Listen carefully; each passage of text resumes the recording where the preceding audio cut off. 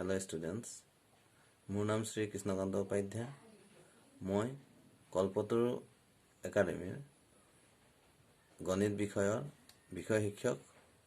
আৰু মই ডিব্ৰুগড় বিশ্ববিদ্যালয়ৰ পৰা গণিত বিষয়ত স্নাতকৰ ডিগ্ৰী লাভ কৰিছোঁ আৰু এইখন জুনিয়ৰ কলেজত 2019 বৰ্ষৰ পৰা শিক্ষাদান কৰি আহিছোঁ। তোমালোক আটাইকে কল্পতৰু একাডেমীলৈ স্বাগতম জনাইছোঁ আৰু তোমালোকে এই দুটি শিক্ষাবৰ্ষ এই জুনিয়ৰ কলেজত অতিবাহিত কৰি কলেজখনৰ লগতে তোমালোকৰ নিজৰ তথা তোমালোকৰ মাক দেউতাক আৰু তোমালোকৰ সমাজখনৰ কাৰণে তোমালোকৰ সুফল অৰ্জন কৰা আৰু লগতে তোমালোকৰ ভৱিষ্যতে তোমালোকে একোজন সুনাগৰিক হোৱা তাৰ কামনা কৰিলোঁ। তোমালোকে গণিত বিষয়ৰ বা জেনেৰেল মেথমেটিক্সৰ বহুখিনি কথা জানিবলগীয়া কথা যোনখিনি আমাৰ পিছত উচ্চ পৰ্যায়ত হায়াৰ ছেকেণ্ডেৰী লেভেলত হওক বা গ্ৰেজুৱেশ্যন লেভেলতে হওক বা মাষ্টাৰ ডিগ্ৰী লেভেলত হওক বা আমি ইঞ্জিনিয়াৰিং কৰোঁতেই হওক যিকোনো পৰ্যায়ত যোনখিনি আমাৰ দৰকাৰ সেইখিনি বেছিক বা ফাউণ্ডেশ্যনটো ক্লাছ 10ত পাই আহিছে। ইয়াৰ পিছৰ পৰ্যায়ত হায়াৰ ছেকেণ্ডেৰী হওক বা গ্ৰেজুৱেশ্যন লেভেলত হওক আমাৰ সেই ফাউণ্ডেশ্যনৰ ওপৰত ভিত্তি কৰিয়ে আমি আচলতে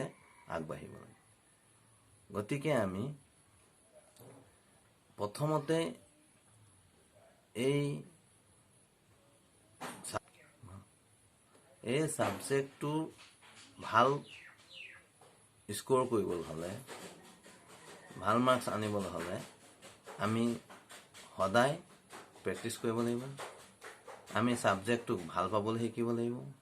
আমি যদি কিবা নোৱাৰোঁ বা কিবা প্ৰব্লেম কৰোঁ থাকোঁতে যদি আমি লাগিব থাকোঁ বা আমি যদি কেনেবাকৈ তাত ৰখি থাকিবলগীয়া হয় বা সেই বিষয়ে আমাৰ যদি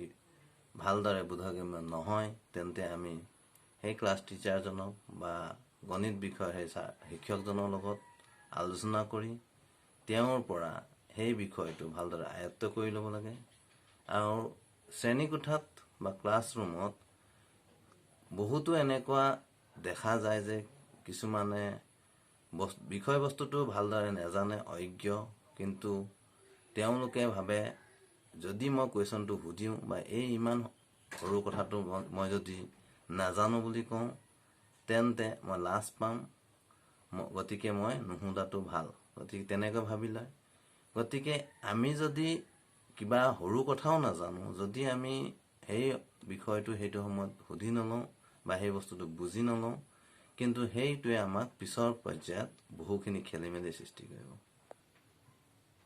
গতিকে সেই বিষয়টো আমি কোনো লাজ বা সংকোচ নকৰাকৈ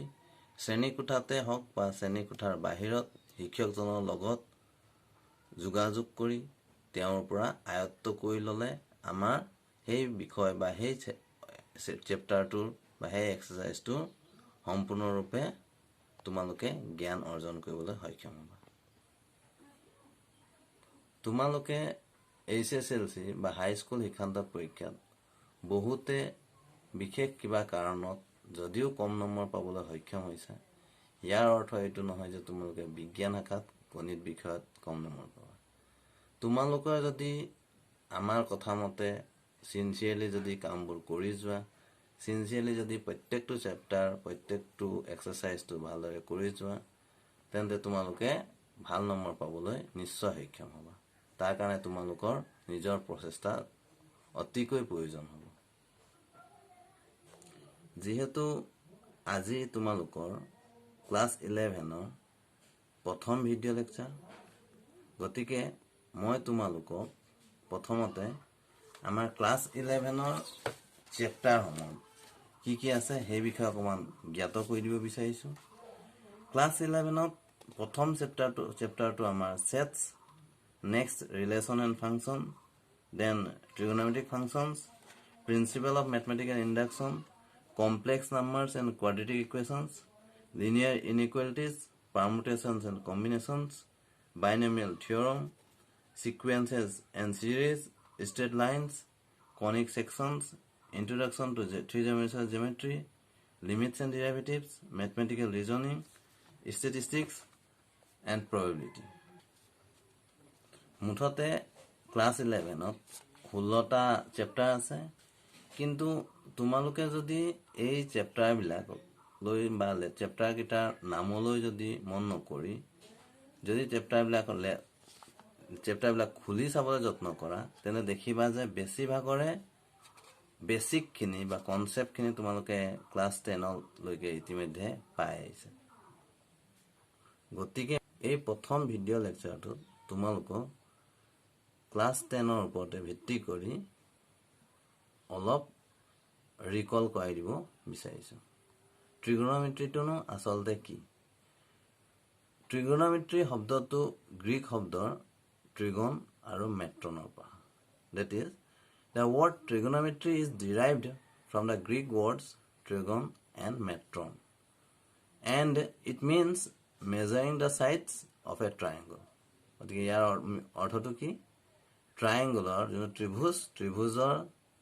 যোনকেইটা সাইড মানে বাহুৰ জোখমান basically we can say that trigonometry is the branch of mathematics that deals with the study of triangles আমি সাধাৰণ অৰ্থত ক'বলৈ গ'লে ট্ৰিগোনোমেট্ৰিটোৱে এটা ম্যাথমেটিক্সৰ ব্ৰাঞ্চ হয় যি আমাক কি কৰে ট্ৰায়াঙ্গলৰ বিষয়ে অধ্যয়ন কৰে ট্ৰিগোনোমেট্ৰি চেপ্টাৰটোৰ ভিতৰলৈ সোমোৱাৰ আগতে আমি ট্ৰিগোনোমেট্ৰিৰ এংগলনো কি তাৰ বিষয়ে জ্ঞাত হৈ লওঁ Now, what is angle? Actually, angle is a measure of rotation of a given ray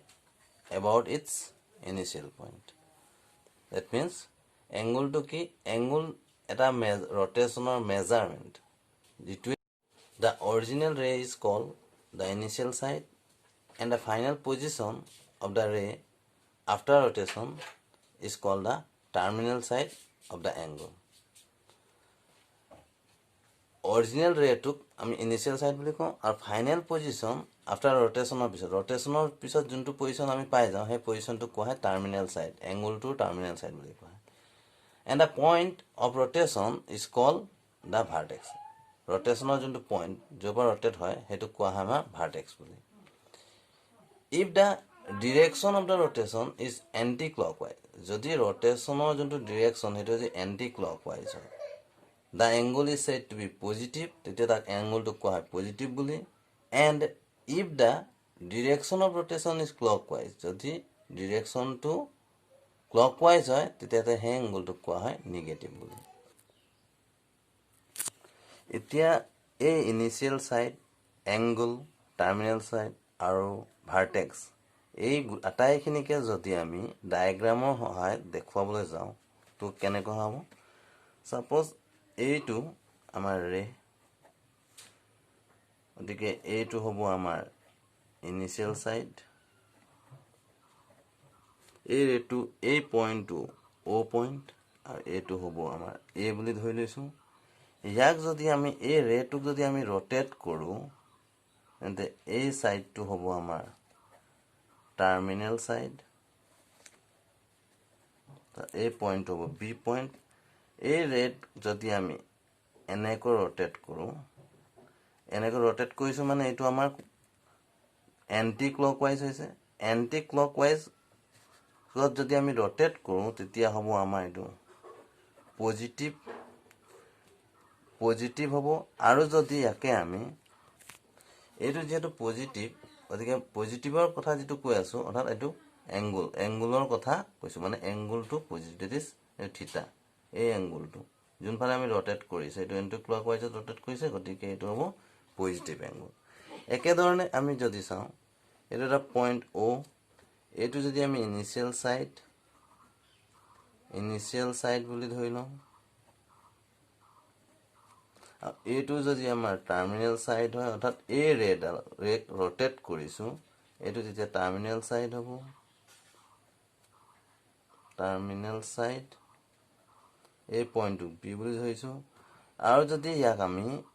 এনেকৈ ৰোটেট কৰো অৰ্থাৎ ক্লকৱাইজত যদি ৰোটেট কৰো তেতিয়া এই এংগুলটো হ'ব নিগেটিভ এংগুল, এইটো হ'ব নিগেটিভ, অৰ্থাৎ নিগেটিভ এংগুল। এই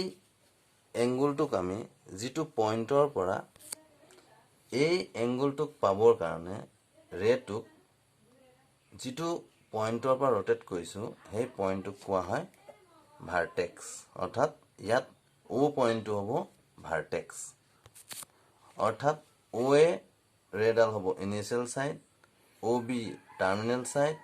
এই এংগুলটো হ'ব থিটা। এই এংগুলটোৰ ওপৰত ভিত্তি কৰি তোমালোকে ক্লাছ 10ত ট্ৰিগোনমেট্ৰিৰ ফাংচনবিলাকৰ চাইন হওক, কচাইন, টেন, কট, চেক, কচেক আদিৰ যোনখিনি বেছিকৈ লাগতিয়াল তাৰ একোখন টেবুল তোমালোকে পাই আহিছা। বহুতে এই ট্ৰিগোনমেট্ৰিক টেবুল বহুতৰে মনত আছে, আৰু বহুতে কিন্তু এনেকুৱা হৈছে যে ক্লাছ 10ৰ এক্সামলৈকে যেতিয়ালৈকে এক্সাম আগমুহূৰ্তলৈকে মনত আছিলে, এতিয়া তোমালোকে পাহৰিছা, বা তোমালোকে এইটো ভাবিব পাৰা যে সেইখিনি আমাৰ প্ৰয়োজন নহ'ব, কিন্তু ক্লাছ 11 হওক 12 হওক বা তোমালোকৰ ইন ফিউচাৰ এনি টাইম তোমালোকক সেইখিনি প্ৰয়োজন হ'ব। তোমালোকে এই টেবুলখিনি বহুতে নিজৰ নিজৰ ষ্টাইল, নিজৰ নিজৰ ধাৰণা নিজে নিজে যেনেকৈ পাৰিছিলা তেনেকৈ মনত ৰাখিবলৈ যত্ন কৰিছিলা। গতিকে তাৰে আমাক বিশেষকৈ দৰকাৰ হৈছিলে 0 ডিগ্ৰী, 30 ডিগ্ৰী, 45 ডিগ্ৰী, 60 ডিগ্ৰী আৰু 90 ডিগ্ৰী। তোমালোকে বহুতে চাইন কচৰ টেবুলখন বহুতৰে মনত আছে, তথাপিও মই তোমালোকক কেতিয়াবা যদি পাহৰিও যোৱা সৰু ট্ৰিক এটাৰ সহায়ত কেনেকৈ তোমালোকে সহজতে মনত ৰাখিব বা কেনেকৈ তাৰ ভেলুটো লিখিব পাৰিবা তাৰ এটা ট্ৰিক দেখুৱাইছোঁ। এই 5টা আঙুলি প্ৰথমতে মই লৈ লৈছোঁ, ইয়াৰে এইটো আঙুলিক 0 ডিগ্ৰী বুলি ধৰিছোঁ, 30 ডিগ্ৰী, 45 ডিগ্ৰী, 60 ডিগ্ৰী আৰু 90 ডিগ্ৰী। আৰু চাইনটোক আমি এইটো ছাইডে লৈছোঁ, চাইন থিটাটোক, আৰু কছ থিটাটোক এইটো ছাইডে ড্ৰ কৰিছোঁ। এতিয়া যদি মই চাইন 0ৰ কাৰণে উলিয়াবলগীয়া হয় তেতিয়া আমি এইটো ছাইডে আমাৰ যিহেতু এটাও আঙুলি নাই, যিহেতু চাইন 0 ডিগ্ৰী আমি ভেলুটো উলিয়াব খুজিছোঁ, গতিকে 0 ডিগ্ৰী এইটো ছাইডে এটাও আঙুলি নথকাৰ কাৰণে আমি তাক গোটেইখিনিকে আমি নিউমাৰেটৰ পাৰ্টটোত স্কুৱাৰ ৰুট আৰু যেইটা আঙুলি আছে বাকী সেইটো লিখিম, আৰু ডিভাইডেড বাই ডিনমিনেটৰ পাৰ্টটোত হয় 2 বুলি গণ্য কৰি লৈ এই ফৰ্মুলাটো উলিয়াব খুজিছোঁ। যিহেতু চাইন 0 ডিগ্ৰীৰ কাৰণে এইটো আমি চাইনৰ কাৰণে এইটো ছাইডে লওঁ থিটা, চাইন থিটাটো, গতিকে যিহেতু চাইন 0 ডিগ্ৰীৰ কাৰণে চাইন থিটাৰ কাৰণে আমি এইটো ছাইড লওঁ, গতিকে 0 ডিগ্ৰীৰ এইটো ছাইডে এটা আঙুলি নথকাৰ কাৰণে চাইন 0 ডিগ্ৰী ইকুৱেলটো আমি স্কুৱাৰ ৰুট অফ যেইটা আঙুলি আছে এইফালে এটাও নাই, গতিকে স্কুৱাৰ ৰুট অফ 0, আৰু সকলোৰে কাৰণে ডিনমিনেটৰ পাৰ্টটো 2 ডিভাইড কৰিম, গতিকে square root of 0/2 equal to 0/2 মানে 0 হ'ব। Sign 0 degree equal square root of 0/2 equal to 0/2 equal 0 হ'ব। একেধৰণে যদি আমি cos 0 ডিগ্ৰী উলিয়াব যাওঁ, cos 0 degree equal to cos থিটাৰ কাৰণে যদি আমি এইটো ছাইডে ধৰোঁ, গতিকে আমি 0 ডিগ্ৰী এইটো ছাইডে 1 2 3 4টা 1 2 3 4টা আঙুলি আছে, গতিকে আমি নিউমাৰেটৰ পাৰ্টটো স্কুৱাৰ ৰুট অফ 4, যিহেতু সকলোৰে কাৰণে ডিনমিনেটৰ পাৰ্টটো 2 ডিভাইড কৰিম, গতিকে square root of 4/2 equal to 2/2 equal 2 cancel, গতিকে cos 0 ডিগ্ৰী ভেলু আমি 1 পাম। ঠিক একেধৰণে আমি যদি চাইন 30 ডিগ্ৰী উলিয়াবলৈ যাওঁ, চাইন 30 ডিগ্ৰী ইকুৱেল 30 ডিগ্ৰী এইটো হয়, ইয়াৰ এইটো ছাইডে যিহেতু এটা আঙুলি আছে, গতিকে নিউমাৰেটৰ পাৰ্টটোত স্কুৱাৰ ৰুট অফ 1 আৰু ডিনমিনেটৰ পাৰ্টটোত যিহেতু 2 সকলোৱে কাৰণে 2 ডিভাইড কৰিম, গতিকে স্কুৱাৰ ৰুট অফ 1 মানে 1/2 হ'ব। একেধৰণে যদি আমি cos 30 ডিগ্ৰী উলিয়াব যাওঁ, cos 30 degree equal two 30 degree এইটো, ইয়াৰ এইফালে 1 2 3টা আঙুলি আছে, গতিকে স্কুৱাৰ ৰুট অফ 3 সকলোৰে কাৰণে ডিভাইডেড বাই 2, গতিকে এইটো হ'ব cos 30 ডিগ্ৰী ভেলু, চাইন 30 ডিগ্ৰীটো হাফ, cos 30 ডিগ্ৰী √3/2। এতিয়া আমি যদি ঠিক একেদৰে চাইন 45 উলিয়াব যাওঁ, চাইন 45 ডিগ্ৰী ইকুৱেল টু 45 এইটো 45ৰ এইটো সাইডে সাইন লম গতিকে এক দুটা আঙুলি আছে গতিকে square root of 2 divided by 2 গতিকে square root of 2 2 means square root of 2 square গতিকে এইটো ক্যান্সেল গল থাকিলে 1 by square root of 2 একে ধৰণে আমি যদি cos 45 তাৰ ভ্যালু উলিয়াব যাম 45 cos ৰ কাৰণে আমি এইটো সাইড লম এইটো সাইডে এটা দুটা আঙুলি আছে 45 ৰ পিছত 60 আৰু 90 দুটা আঙুলিৰ কাৰণে স্কয়াৰ ৰুট অফ 2 আৰু সকলোৰে কাৰণে ডিভাইড বাই 2 হ'ব গতিকে হ'ব এইটো 1 by square root of 2 তাৰ পিছত যদি আমি sin 60 ডিগ্ৰী ভ্যালু উলিয়াব চাও sin 60 degree equal two 60 degree কাৰণে এইটো সাইডে sin লম গতিকে 1 2 তিনটা আঙুলি আছে গতিকে square root of 3 divided by 2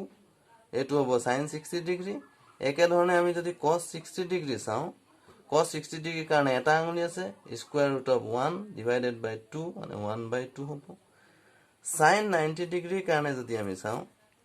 90 degree কাৰণে আমি সাইনৰ কাৰণে এটো সাইডে 1 2 3 চাৰিটা আঙুলি আছে square root of 4 divided by 2 square root of 4 means 2 2 by 2 equal to 1 আৰু আমি cos 90 ডিগ্ৰী কাৰণে যদি উলিয়াব চাও cos 90 ডিগ্ৰী ইকুৱেল টু হ'ব 90 ডিগ্ৰী কাৰণে এটো সাইডে এটা আঙুলি নাই গতিকে square root of 0 by 2 square root of 0 মানে 0 by 2 equal 0 গতিকে এইখিনি আমাৰ sin 0 cos 0 sin 0 to 0 পালো cos 0 1 sin 32 half পালো cos 30 root 3 by 2 sin 45 1 by root 2 cos 45 1 by root 2 sin 60 root 3 by 2 cos 60 1 by 2 sin 91 cos 92 0 পাইছো যেহেতু তোমালোকে এতিয়া ভাবিবা sin আৰু cos ৰ হে পালো আমি ভ্যালু কিটা বাকিবোৰ কেনেকৈ আমি উলিয়াম গতিকে sin ৰ লগত যেহেতু কিহৰ ৰিলেচন আছে cosec ৰ গতিকে আমি sin থিটা ইকুৱেল টু আমি জানো 1 by cosec থিটা ইয়াৰ পৰা যদি আমি cosec থিটা উলিয়াব যাও cosec থিটা ইকুৱেল টু 1 by sin থিটা ইকুৱেল আমি কি হ'ব 1 by সাপোজ sin 0 ডিগ্ৰী গতিকে cosec যদি আমি 0 ডিগ্ৰী কাৰণে উলিয়াব কৈছো 1 by sin 0 ডিগ্ৰী হ'ব equal to 1 by sin 0 degree মানে sin 0 ভ্যালু কি পাইছো আমি sin 0 ভ্যালু 0 পাইছো গতিকে এটো 1 by 0 মানে এটো কি হ'ব 1 by 0 cosec 0 ভ্যালুটো যেহেতু আমি 1 by 0 পাইছো that is undefined ঠিক একে ধৰণে আমি যদি চাও cosec আমি যদি 30 ডিগ্ৰী চাব যাও cosec 30 equal to 1 by sin 30 degree equal to 1 by sin 30 মানে আসলে আমাৰ half sin 30 ডিগ্ৰী half পাইছো গতিকে 1 by half equal to 1 এ ডিভাইডেড বাই 2 আমি এটো আমাৰ কি হ'ব into হ'ব 2 by 1 that is 2 cosec 30 degree 2 ঠিক একে ধৰে আমি cosec ৰ 0 ডিগ্ৰী 30 ডিগ্ৰী পালো বাকিখিনি ভ্যালু আমি এনেকৈ উলিয়াই লব পাৰো cosec 45 to 1 by sin 45 the cosec 60 1 by sin 60 কৈ sin 60 ভ্যালু পুট কৰি cosec 90 equal 1 by sin 90 কৈ উলিয়াই লব পাৰো তাই যে আমি sec ৰ খিনি কেনে কৰিম sec ৰ কাৰণে আমি sec থিটা আৰু cos থিটা মানে আমি ৰিলেচন জানো sec থিটা equal to cos 1 by cos থিটা ইয়াৰ পৰা আমি যদি আমাক sec 0 ডিগ্ৰী লাগে তাৰ কাৰণে আমাৰ 1 by cos 0 ডিগ্ৰী হ'ব তো 1 by cos 0 ডিগ্ৰী ভ্যালু যেটো 1 গতিকে sec 0 ডিগ্ৰী ইকুৱেল 1 হ'ব একেধৰণে আমি যদি চাও sec 30 ডিগ্ৰী ভ্যালু লাগে তেনে sec 30 ডিগ্ৰী পানে আমি 1 by cos 30 ডিগ্ৰী পুট কৰিম 1 by cos 30 ডিগ্ৰী তো আমি কি পাইছিলো cos 30 ডিগ্ৰী পাইছিলো √3 by 2 গতিকে এটো হ'ব 1 into 2 by √3 equal to 2 by √3 বা একেধৰণে sec 45 আমি পাম 1 by cos 45 equal to 1 by √2 equal to 2 পাম হা গতিকে sec 45 ৰ ভ্যালুটো আমি √2 পাম sec 60 টো একে ধৰণে আমি 1 by cos 60 equal to 1 by half মানে 2 পাম আৰু sec 90 টো আমি 1 by cos 90 ভ্যালু 0 গতিকে 1 by 0 that is undefined হ'ব এটো একে ধৰণে আমি একে ধৰণে tan 0 ডিগ্ৰী আমি জানো tan 0 ডিগ্ৰী টো কি বুলি জানো আমি তেনেদৰে tan 0 ডিগ্ৰী ইকুৱেল টু আমি sin 0 degree by cos 0 degree অৰ্থাৎ tan ৰ লগত sin আৰু cos ৰ ৰিলেচন আছে ধৰ tan থিটা ইকুৱেল টু sin থিটা বাই cos থিটা যেটো আমি tan 0 ডিগ্ৰী ভ্যালু উলিয়াব খুজিছো গতিকে sin 0 বাই cos 0 ইয়া যেতিয়া sin ৰ ভ্যালুটো sin 0 ডিগ্ৰী ভ্যালু আসলে 0 cos 0 ডিগ্ৰী ভ্যালু 1 আসলে গতিকে এটো হ'ব tan 0 to 0 একে ধৰণে আমি যদি চাও tan 30 ডিগ্ৰী ভ্যালু যাব যাও তেতিয়া এটো হ'ব sin 30 degree by cos 30 degree equal to হ'ব sin 30 degree value half cos 30 degree value √3/2 যদি আমি